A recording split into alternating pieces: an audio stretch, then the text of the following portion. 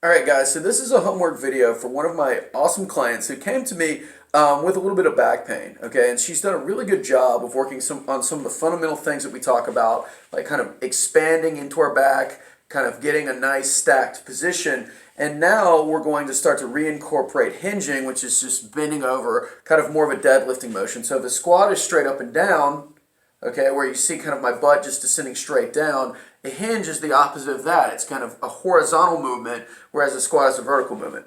This particular client has starts to experience back pain when she's bending over to clean and to pick things up and that sort of thing. So in this video, we're going to talk about what we want to do with a hinge, and I'm going to give her in particular and you some things that you can practice. Okay, so the first and most important thing that we want to consider is that we want to get out of a bad starting position. So if you look at my back right now, this is, I'm intentionally arching my back. This is what I would consider to be a bad starting position because I'm already arched, all right? The reason that your back would hurt when you're bending over is because the bending over in this manner is a provocative position to arching because it's causing me to arch further in order to get down there, all right? So the first thing that we want to do, probably something we've already worked on, is drop my ribs together, breathe in, so I can get air back here and I kind of flex my spine a little bit and fill that space. Okay, and then from there, so that's thing one, is I'm dropping my belly button to my belt buckle. Okay, so Q1, all right?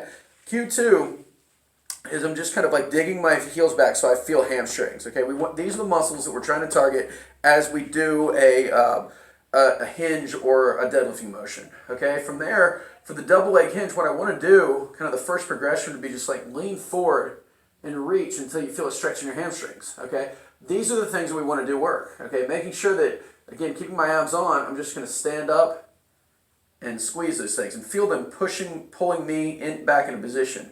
And so let's do this again. I'm going to breathe in on the way forward, keeping ab tension, and then exhale and bring myself back with hamstring tension. So one more time. As you get better at this motion, we can move forward off the wall, kind of hinge further forward, and then come back. And some props that we can use to help you. Okay, if you're having a tough time feeling at your hamstrings, we can take a rolled up mat, okay, and we can put your toes up on that mat. It's kind of hard for you to see here, so I'll back up a little bit, but what that's going to do is just shift my center of gravity back a little bit, and that'll make it a little bit easier to feel that movement. Next, what we can also do is use a bench, okay? So the bench is kind of like my target, right? So once I get past this idea of reaching forward, then I can start to practice reaching down. So I'm doing the same thing with my butt, but instead I'm just reaching down to my legs here.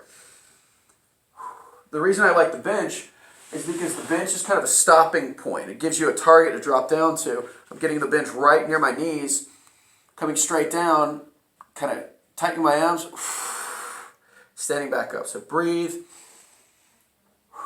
Stand back up. We can repeat the same thing on one leg just by doing what's called, I like to call kickstand RDL. So the kickstand RDL, I'm going to put my back foot up on a wall here. I can put my foot up initially on a bolster, on a rolled up mat. We do the same thing. We hinge back, our butt goes back, we reach, we feel hamstring tension, breathe in, exhale and come back up. One more time, hinge forward, breathe in, exhale and come back up. We can make this harder by just kind of like removing the bolster and reaching down. So again, dig your heels back, feel all of those things, hamstring tension, abs. What we can also do if you find that it continues to bother your back is you can turn your torso a little bit more towards the side that I'm rotating towards and move kind of diagonally towards the outside, okay? So to recap, okay, two things that we want to feel are abs and hamstring tension, okay? I want to think about breathing in as I hinge back, exhaling as I come forward. And if I need a prop to help me to feel those things, I can always put my toes up on a mat. It's going to help to shift my center of gravity back. And I can also use a target like a bench to reach down to initially when I'm starting, okay? So start with a forward reach, okay? Move to the downward reach. All right, and practice that as many times as you can throughout the week. Break it up. Don't do 1,000 reps. Do maybe sets of 5 to 10 at a time throughout the day. And over time, that's just going to teach you to do that skill. Okay? If you have any questions, feel free to post below or comments, text me, or email me. Thanks again.